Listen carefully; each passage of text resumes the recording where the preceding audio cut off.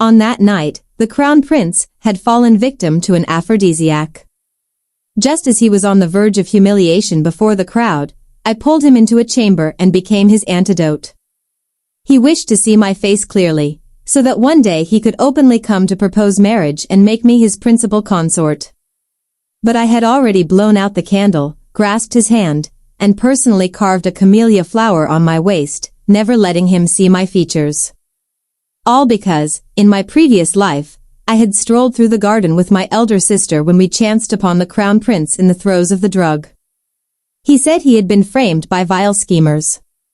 If no antidote could be found in time, he would lose all dignity at the banquet, with consequences beyond imagining. He promised that if someone was willing to help him, he would wed her properly, with the 3 letters and 6 etiquettes, and make her his crown princess. Yet my elder sister believed that the empress had long lost the emperor's favor, while the favored consort held a brilliant third prince who was sure to inherit the throne instead. Rumors were already circulating at court that the crown prince was to be deposed. So she shoved me forward in her place. Who could have foreseen that the very next morning, the emperor would suddenly pass away, leaving an edict establishing the crown prince as heir to the throne. Once the crown prince concluded the mourning rites, his very first order was to send for me to enter the palace. I ran out, heart full of joy, only to see my elder sister, wearing my face, kneeling to receive the imperial decree to be named empress. I tried desperately to explain that I was the one he sought. But they called me mad, locked me away in the countryside, and let me starve to death. Even in my final moments, I never understood how she had stolen my face. When I opened my eyes again, I had returned to that very night, the night I became the crown prince's antidote. His low, tender, lingering voice whispered by my ear, "Let me see your face, just once.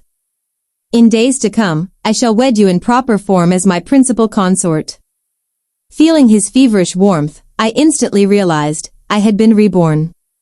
The moment he turned to look at me, I quickly bent down and blew out the candle. Because in my past life, the crown prince had been drugged by the third prince, the favored consort's son. My sister and I stumbled upon him in the garden. Terrified of disgrace, he swore that if someone helped him, he would take her as his crown princess. But my sister thought the consort's faction was too powerful, that the empress and crown prince would surely fall, and refused to help him. So she pushed me forward instead. I was carried into a side chamber, forced to become his salvation. When I awoke, he was gone. The door suddenly crashed open. My sister stormed in with her servants. Seeing my body covered in marks, she frowned slightly, her eyes brimming with disdain. Madame Ju, following behind her, picked up my blood-stained silk handkerchief and jeered. "Second miss, how shameless you are." My sister let out a cold laugh. "Born of a concubine's womb, filthy to the bone. You spend your days seducing men, never thinking of our family's honor." She had even brought guards with her. Their lewd eyes swept over me, their filthy smirks as if I were no more than a common whore. And the lowest sort, at that. Without letting me dress properly, my sister ordered them to drag me from the bed and tie me up to be taken home. Before my father's disgusted gaze, she calmly suggested, "Father, this wretched girl consorted with a man during the banquet. Why not banish her to the countryside and let her rot?" Father had never liked me. Of course, he nodded in agreement. At once, the servants surged forward, gagging me with a filthy rag, preparing to haul me away. At the very brink of despair, an imperial eunuch arrived unexpectedly. He announced that His Majesty had passed, and the crown prince was now emperor. And that the second daughter of the Li family, Li Lanqing, that was me, had once saved him from disgrace. To repay this debt, after the mourning period, he would formally propose marriage and make me empress. Cold sweat drenched my back. I scarcely dared to breathe. My father and sister each wore a different expression, one flickering with shadowy malice, the other ablaze with jealousy. When the eunuch left, my sister slapped me hard and sneered. "Don't you dare gloat. A black hen will never become a phoenix." I lowered my head in silence, thinking only, as long as the emperor comes to fetch me, no one will ever trample me again. True to his word, once state affairs were settled, he dispatched envoys with the full rights to escort me into the palace. Hearing the news from a maid, I was so overjoyed I ran out barefoot. Only to see my sister kneeling to receive the decree, father and mother beaming as they congratulated her. I rushed forward. But in the instant she looked up, my body went rigid. Why? Why was she wearing my face? My hands flew to my own features in panic. My eye sockets, the bridge of my nose, even my lips. All were foreign to me. Hope shattered in that moment. I collapsed to the ground, clutching the eunuch's robes, crying out in desperation. Eunuch, I am the second daughter. The one you came for. He glanced down at the portrait in his hand, brows drawn tight with doubt. Father gave a slight nod, signaling the servants to seize me. Bowing low, he apologized. This is my eldest daughter. She suffers delusions. She insists she was the one who saved His Majesty. She imagines herself special, trying to steal her sister's betrothal. With that, he ordered me beaten unconscious, a sack thrown over my head, and under cover of night, I was sent away to die in isolation. Rage and hatred flooded my chest. I could no longer restrain myself. I sank my teeth viciously into the emperor's shoulder. He let out a low groan. The metallic tang of blood filled the air, slowly bringing me back to my senses. In this life, I would never allow elder sister to replace me again. I would reclaim the destiny that belonged to me. The crown prince's voice, deep and tinged with confusion, sounded by my ear. Why did you blow out the candle? In my mind, I saw her again, wearing my face, gazing back at me with mocking eyes. Without hesitation, I picked up a hairpin from the side, took the crown prince's hand, and guided it to my waist. Biting back the pain, I slowly carved a camellia into my skin. Elder sister had always despised me. Since I had been gone so long, she was surely searching everywhere by now. At the thought, I quickly dressed and spoke softly. Your Highness, if my sister doesn't see me soon, she will surely worry. My name is Li Lanqing, the second daughter of the Li family. As soon as the words left my lips, I pushed open the door and slipped back into the banquet. Just as I expected, I heard a few familiar young ladies whispering that elder sister had stormed off toward the rear gardens in a rage. My heart eased a fraction. Today was the Empress Dowager's birthday celebration. Since elder sister hadn't found me, she had no choice but to return to the banquet hall. The moment I took my seat, she strode over and delivered a resounding slap across my face. Where did you run off to? If you've offended someone important, I'll see to it that you regret it. In my past life, it was precisely because I encountered the crown prince first that she had come looking. But this time, I had already pulled him into the side chamber. Elder sister hadn't even known he had been drugged.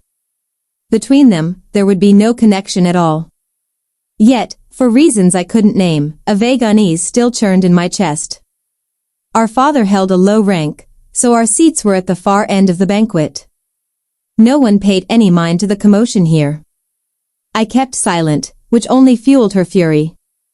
She ground her teeth and hissed. Just wait until we return home. You'll pay for this. The moment we reached the gates of the residence, she kicked me straight out of the carriage. Where were you today? If you don't explain, I'll lock you in the woodshed. My knees slammed against the ground, sending a numbing pain through every limb, but I pressed my lips together and refused to answer. She gave a cold laugh, a sound sharp as ice. In the past, at her threats, I would have already knelt and begged for mercy. But now I remained stubbornly silent. Seeing I would not yield, she immediately ordered the servants to bind me tightly with coarse rope and threw me onto a pile of firewood. My head throbbed as though it would split open, but the pain of each wound kept me clear and awake. If I could just endure tonight, by tomorrow she would never be able to oppress me again. Dawn came. A servant boy dragged me out like a dead fish and doused me with a basin of cold water. Elder sister stood before me, her chin lifted high, eyes brimming with disgust. Let's see if I don't skin you alive today, you wretched thing. As she raised a knife to slice my face, our father suddenly entered. She thought he had come to take her side and quickly suggested, "Father, send this filthy girl back to the countryside. Don't let her disgrace our family any longer." To her shock, father lifted a hand to stop her, and personally came to help me up. Lan Qing is about to be named Empress. Noi Lin, do not make trouble any further.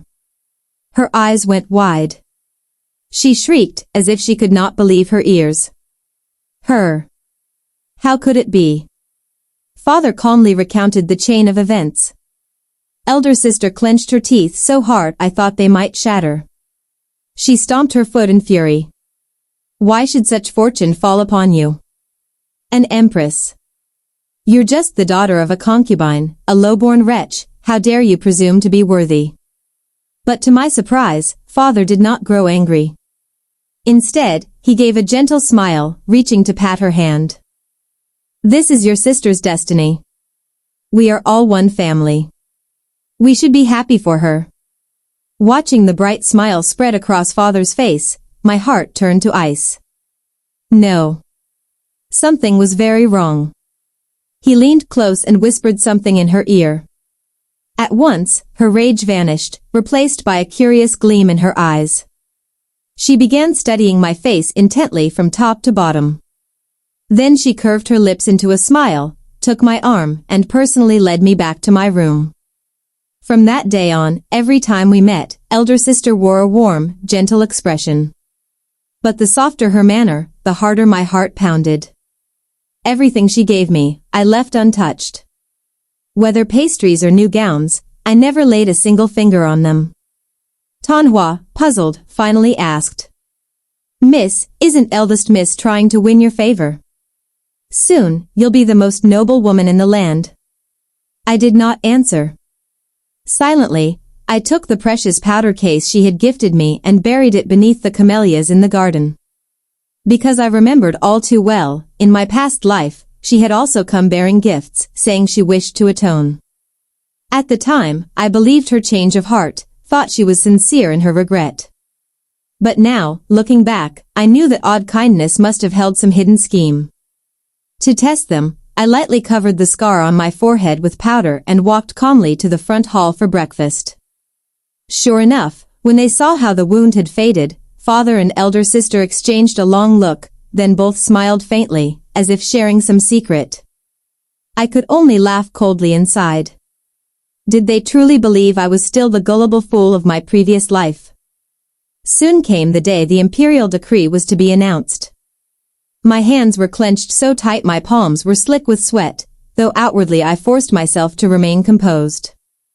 Perhaps sensing my tension, Tanhua poured a cup of tea and offered it gently. Miss, don't be too anxious. I heard the master say that today the palace will issue the decree to establish the empress. I didn't know why father had confided in Tanhua, but I didn't dwell on it. I simply took a small sip to steady my nerves. Hadn't I waited for this moment all along, so I could finally enter the palace without hindrance? Yet before half a shurchen had passed, my head began to spin. Tanhua murmured that I must be exhausted from so many restless nights, and helped me lie down to rest. In my dreams, the nightmare returned. Elder sister wearing my face, shoving me down a bottomless chasm. I jolted awake, icy sweat soaking my back. Instinct drove me stumbling to the dressing mirror. No. No, this couldn't be happening. I shoved the mirror over. Shards of glass exploded across the floor, reflecting my terror-stricken face. That was clearly her features. Panic surged through me. I lunged for the door. But it had already been locked fast from the outside. And in the next instant, she entered, wearing my face. Her lips curved in a cold, mocking smile. A sparrow will forever be a sparrow, don't dream of becoming a phoenix. I looked at her, my desperation tipping into madness. Why? Smack. Madame Ju charged forward and struck me twice, one blow to each cheek, so fierce it felt like my skull would shatter. Then elder sister's exquisitely embroidered shoe came crashing down on my head, again and again, without a shred of mercy. And why is that? Because you were born of a lowly concubine. Because your blood is filthy and base. You are unworthy of being empress. My nose and throat filled with the taste of iron. My face was so swollen I could no longer form words. Standing by elder sister's side, Tanhua spoke up, her voice tinged with hopeful eagerness. Eldest miss, you will truly let this servant manage the household. So it had been that cup of tea. To think, I had guarded against everything, yet failed to suspect the one I trusted most. Elder sister's voice rang above me, brimming with arrogant confidence. Of course. I am no useless fool like your mistress. Despair thick as cobwebs wrapped around me. As the door slowly swung shut, my heart plunged into a bottomless abyss. Just then, a servant boy came running, voice quavering with urgency. Your Majesty. His Majesty has personally arrived. Elder sister instantly straightened her hair, smoothing her robes before stepping out to greet him. But to her shock, the Emperor's gaze as it fell upon her was utterly unfamiliar, as though he had never laid eyes on her before. How could this be? The face she wore was clearly Li Longqing's. Even so, she forced herself to remain calm, lowering her eyes as she gave a timid curtsy. This humble consort pays respect to your Majesty. The Emperor regarded her in silence. That night, he had not seen Li Longqing's face clearly, but an inexplicable unease stirred in his heart. After a moment's pause, he finally spoke. That night, it was you who saved me. She stiffened, then quickly lowered her head, voice quivering as tears brimmed in her eyes. Tanhua, Lioli, you both saw me lead His Majesty away, did you not? Didn't you? The Emperor vaguely recalled the maid Tanhua, and sure enough, she nodded at once to confirm.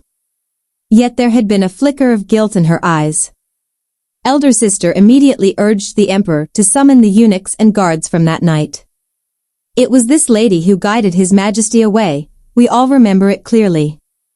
Though so many came forward to attest, the Emperor could not dispel the strange unease tightening in his chest. He recalled the slender hand that night, gripping his so gently as she carved a camellia into his skin. Very well, he said at last, then I shall bring you back to the palace and name you Empress. A smile bloomed across elder sister's face, radiant and unrestrained. The Emperor lightly took her hand. I remember you once said that as a child, you fell and struck your waist upon a stone, so you had a camellia tattooed there to conceal the scar. Once we return to the palace, I shall have the imperial physician examine it properly. At the mention of returning to the palace, she nearly lost all composure in her excitement. Still, she pretended modesty, her cheeks flushing pink. Thank you, Your Majesty. I did not expect you to remember such a trivial matter. She bowed her head in gratitude, never realizing the Emperor's gaze had grown dark as a storm. Inside the locked chamber, I no longer had the strength to crawl toward the door. Suddenly, it burst open. Light speared into the room, so bright it made my eyes burn shut, my consciousness slipping away. I collapsed in a pool of blood. The Emperor's gaze turned glacial. A murderous aura poured from him, driving all others back in fear. He strode swiftly to me, gathering me into his arms. His voice cut through the silence like a decree. Return to the palace. When I awoke, the first thing I saw was the Emperor, fast asleep at my bedside. But as I turned my head to look into the bronze mirror, it was still elder sister's face that stared back at me. Then, how had he recognized me? The rustle of my movement woke him. Seeing my eyes open, his expression brightened. He leaned over, carefully helping me sit. You're awake. How do you feel? I swallowed, my throat still tasting of blood, but stronger now. My voice came out hoarse, edged with disbelief. How did you know it was me? Just a moment more, just a single step further, and the tragedy of my past life would have repeated itself. One breath longer, and elder sister would have replaced me again, leaving me no road but death. Having survived, emotion swelled in my chest, my words breaking into a trembling sob. The emperor brushed away the tear at the corner of my eye. He clasped my hand in his warm grasp, his voice low and gentle. From the very first glance, I felt an unshakable strangeness about her. Though we were not together long, something in my heart simply knew. With her, there was nothing, no familiarity, no feeling at all. And the more everyone insisted she was the one, the more uneasy I became. So I mentioned the camellia you carved upon my hand, and she betrayed herself. I had engraved that flower so he would never rely on my face alone to find me. But in the end, I had still been imprisoned, while elder sister succeeded in stealing my appearance. To say I wasn't afraid would be a lie. Yet in the end, I was fortunate. Fortunate that he had seen through their scheme in time to rescue me from the abyss. At that moment, a eunuch entered, bowing low. "Your Majesty, eldest miss is outside, weeping and begging for an audience. She claims the second miss has bewitched you. That she, and she alone, was the one who saved you, and she too bears the camellia mark." Even the camellia. Elder sister had not overlooked it. She had branded it upon herself, her preparations painstaking and complete. I realized then that Tanhua must have betrayed me long ago, revealing every detail so elder sister could impersonate me without flaw. For a moment, neither I nor the emperor spoke. After all, this was no ordinary crime, it was a deception that defied all reason. Had we not lived through it ourselves, we would scarcely have believed it possible. That night, when I led the crown prince from the banquet, not only the guards but several court officials had seen it with their own eyes. If we now seized elder sister, the woman bearing my face, and threw her into prison, would it not appear to the world that the emperor had turned on his savior, repaying grace with cruelty? When rumors spread, would this throne remain secure? Together, we sighed, weariness lining our faces.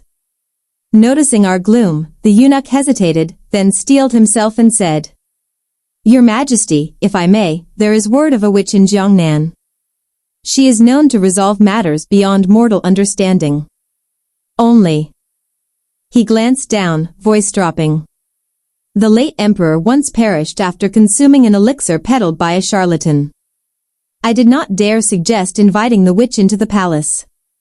The emperor was silent for a long moment. Then he lifted his head, rubbing his brow, eyes clear with determination. "Dispatch a rider at once. Bring the witch here without delay." In less than half a day, the witch was ushered into the palace. She wore dark green robes, her head bowed, a strange demon mask concealing her face. But when her gaze swept over me, it froze.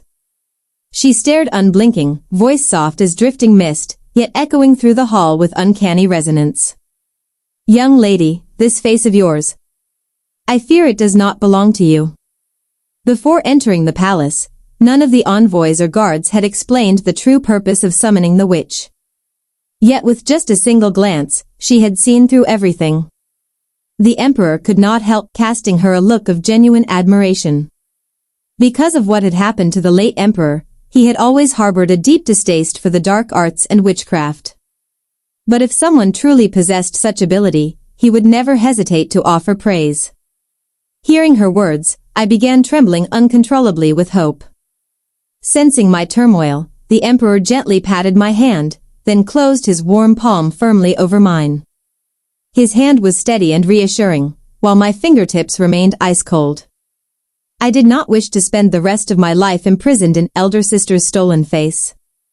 Every night, this visage haunted my dreams, an endless nightmare that made me want to scream. "Miss, could you return to me the face that was always mine?" My voice was tentative, afraid she would utter something that would dash all hope. But the witch only curved her lips into a confident, almost playful smile, a smile that finally let the stone in my chest fall away. If I couldn't handle a paltry trick like this, I'd have been thrown off the mountain by my clan elders long ago. She then asked for the full story. The emperor and I recounted everything without concealing a single detail. When she finished listening, her face darkened and she let out a cold snort. Sisters. Fathers. They're nothing but beasts in human skin, venomous to the core. So it turned out this swapping of faces was a foul sorcery from the southern frontier, called the Futsan. It did not merely exchange appearances, it usurped fate itself. She said that the aura upon me had once been a brilliant purple tinged with red, the birthright of a phoenix's destiny. But now, a smear of black marred it, evidence of reincarnation and the distortion of fate. Even my rebirth, she had seen through it. That only deepened my trust in her. When the emperor learned what I had suffered in my past life, his gaze filled with sorrow and remorse. It was my failing. In that life, I did not come to fetch you myself. I merely sent the envoys with a portrait. I slowly shook my head and leaned lightly against his shoulder, my heart full of gratitude. This time, he had recognized me. He had pulled me back from the brink of death. That was enough. Yet I still frowned, voicing the question that had gnawed at me for so long. But, how did they do it? This time, I was so careful, I never touched anything they offered. I only drank a single cup of tea, and when I awoke, I was no longer myself. Disgust darkened the witch's face. That, she said coldly, is the most revolting part. Ordinarily, this spell requires you to have frequent contact with your sister's aura, combined with insect curses to complete the exchange. But when you would not fall into their trap, they resorted to something far more vicious. They exhumed the bones of your deceased mother, mixed them with the heart's blood of 10 innocent servant girls, and dissolved it into your tea. I nearly retched. To think they had desecrated my mother's grave, and slaughtered 10 maids, just to steal my face. Such cruelty defied comprehension. The witch explained that the curse could be broken, but it would be a complicated process requiring time and elaborate rites. If it meant reclaiming my true face, no price was too high. I agreed at once. Elder sister was summoned to the palace. For the ritual to succeed, it required her fingertip blood, and her emotions pushed to an extreme. So the emperor and I devised a plan. We pretended to imprison me and spread the rumor that she would be named empress. When she saw me locked in an iron cage, her eyes filled with smug contempt. She strolled toward me at a measured pace, but the moment her hand touched the bars, she let out a piercing scream. Ah! Her skin burned as if it had been plunged into flame, angry red welts rising wherever she had made contact. She had no idea that this cage was not meant to confine me, but to restrain her. Her gaze turned poisonous as it swept over me, but when she looked back at the emperor, she quickly assumed an aggrieved, pitiful expression. Tears pooled in her eyes as she pleaded. Your Majesty. She's trying to steal my place, and now she's using witchcraft against me. You must protect me. As she spoke, she deliberately leaned closer, pressing herself against him, completely unaware that his hands, clenched at his sides, were trembling with rage. Feeling her touch, the emperor's entire body went rigid. But for the sake of the ritual, he forced himself to endure it. I gave a subtle nod. At once, the emperor's voice fell, cold and grave. I have wondered why, that night, I felt compelled to kick in the door to your chamber. And why you have so adamantly insisted you were the second Mississippi. In the end, Eunuch Zhang had no choice but to invite the renowned witch of Jiangnan to exorcise this evil. The moment the words witch of Jiangnan left his lips, her face drained of all color, like old plaster crumbling to dust. There is no need to make this into a spectacle. Your Majesty's Dayan spirit protects you, the sorcery has been dispelled, and I am deeply grateful. As for my sister, I don't know why she has become like this, but for the sake of sisterhood, perhaps exile her quietly to the countryside. Even as she was spinning her excuses, the witch stepped soundlessly up behind her. When she turned to see the witch standing so close, her legs nearly gave way, cold sweat pouring down her forehead. Indeed, the witch murmured, her tone deceptively mild, the woman in this cage is wreathed in a karma that does not belong to her, a stolen fate. Hearing this, elder sister's lips curled into a scornful smirk. She thought the witch a charlatan and decided to play along. How very true. Ever since my sister learned it was I who saved His Majesty, she's deluded herself into thinking she was the one. It has been most vexing. The witch feigned a look of solemn agreement, every word designed to flatter. Your ladyship speaks wisely. She is gripped by a delusion to seize another's destiny, bewitched by dark forces, her mind quite broken. The emperor's brow furrowed as he seized the opportunity to ask. Then, what must be done? My enthronement ceremony draws near. Will this affect it? Hearing the witch call her your ladyship and the emperor mention the coronation, elder sister's composure finally cracked. If everything fell apart because of me? Panic welled up in her eyes. She stepped forward and clutched the witch's shoulders in desperation, her voice shrill. Will it affect him? How can we be rid of this curse once and for all? The three of us locked eyes. And in each gaze, a cold, mocking smile flickered. She had just spoken of sisterly affection, and the next instant was clamoring to see me annihilated. The witch's voice rose, soft as a demon's whisper in old legends, seductive, coaxing, deadly. To purge the curse entirely, of course, requires the blood of the one who wrought it, and a measure of your ladyship's sincerity. Merely a drop of blood from your fingertip, and I shall cleanse you of all taint. Naturally, elder sister nodded at once, ordering a maid to bring silver needles so she could draw the blood herself. She even reminded them repeatedly to be sure they shattered my soul, so I could never rise again. Such cruelty, rooted to the bone. The guards carried me out, while the witch collected the blood and bowed to take her leave. Still uneasy, elder sister clung to the emperor's arm and begged sweetly to accompany them. He could only take her hand and guide her along to the ritual hall. I was laid in the center of the array. The witch dipped her brush into elder sister's blood and marked my forehead. She rang a small bell, her lips murmuring incantations. In the blink of an eye, black smoke began to pour from every pore of my body, curling upward like poisonous mist. With a shriek, elder sister darted behind the emperor. Your Majesty. I am so frightened. He murmured placid reassurance, don't be afraid, but his eyes were glacial, devoid of feeling. Suddenly, a golden light blazed over my head, shooting straight toward her. Her face grew even more striking, so beautiful it was almost unreal. The witch let out a soft laugh. Every soul has its destined fate. If you steal it piece by piece, you can do it quietly. But if you try to seize it all at once, then an unworthy destiny will be crushed beneath the weight and perish. This was how the curse would be broken. Elder sister would receive, in one stroke, the entire fate she had stolen from me. And on the day she most yearned for. It would destroy her. When she opened her eyes again, there was nothing in the cage but a trembling gray rat. A triumphant smile spread across her lips, bright with gloating. Your Majesty, she murmured in delight, shall we be together forever? I am to be your empress, am I not? Such words ought never to be spoken aloud, but she was so consumed by elation that she no longer cared for decorum. The emperor only smiled indulgently. You saved me. Of course, I shall name you empress, so all the court may see that I keep my word. Then he gave orders for her to be taken away to prepare her robes and crown.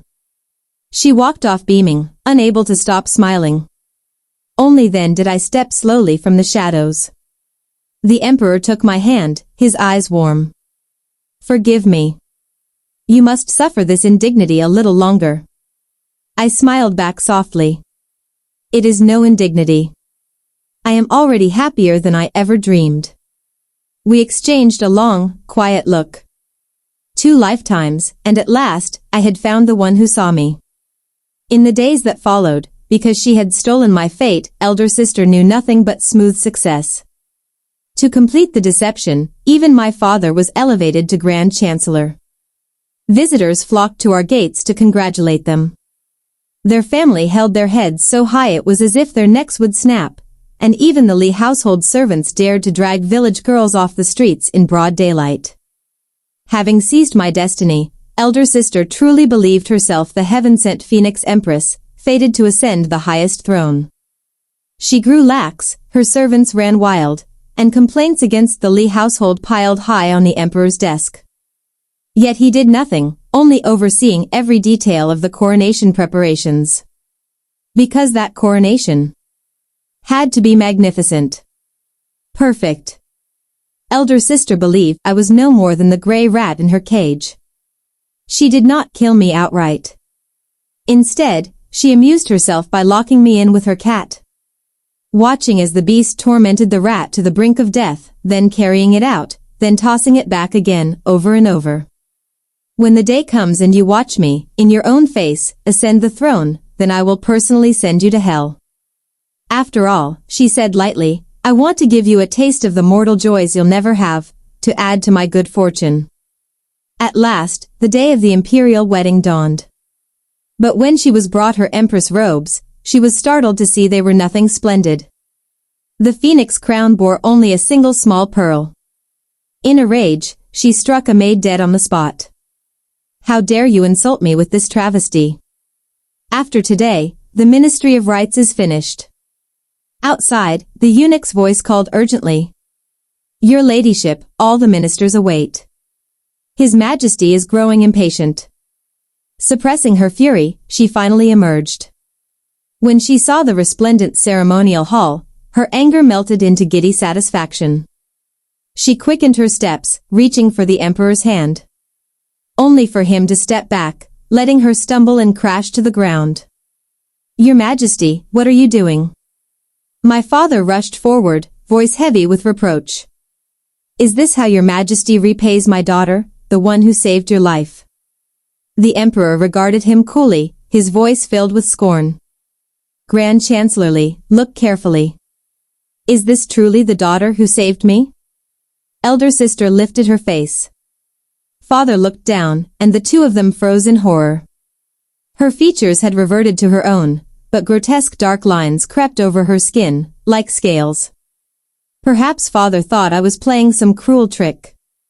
With a snarl, he turned and kicked her hard in the stomach. This was always your sister's destiny. Why do you cling to it like a ghost? At that moment, I stepped through the doorway. Clad in robes woven of the finest silk, trimmed in pearls gifted by the southern mermen. So, you knew all along this was my fate. Seeing me, elder sister shrieked, lunging to tear the gown from my body. Wretch! Weren't you turned into a rat?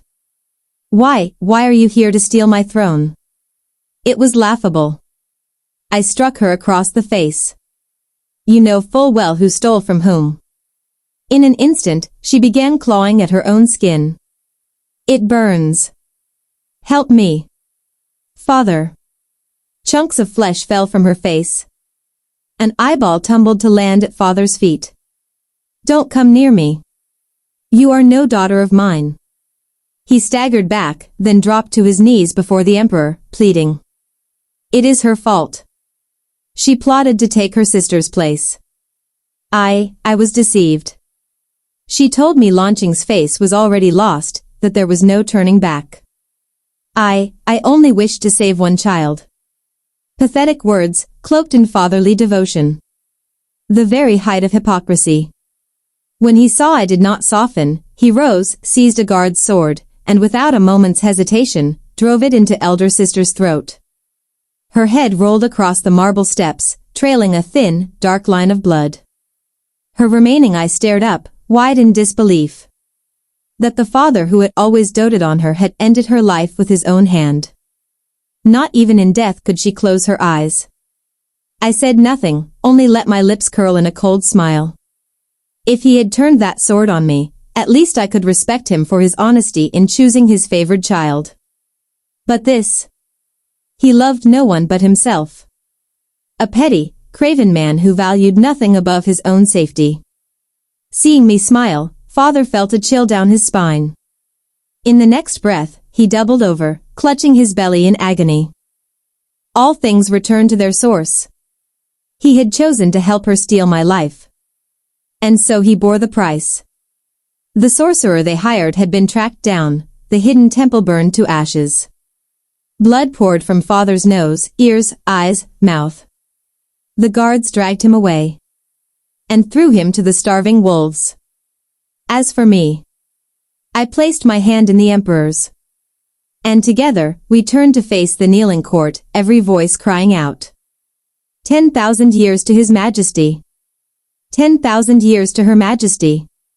At last, I had reclaimed the life that was always mine. The moment she died, my stolen destiny returned, whole and radiant. And from this day forward, my path would be clear skies and unshakable glory. The end.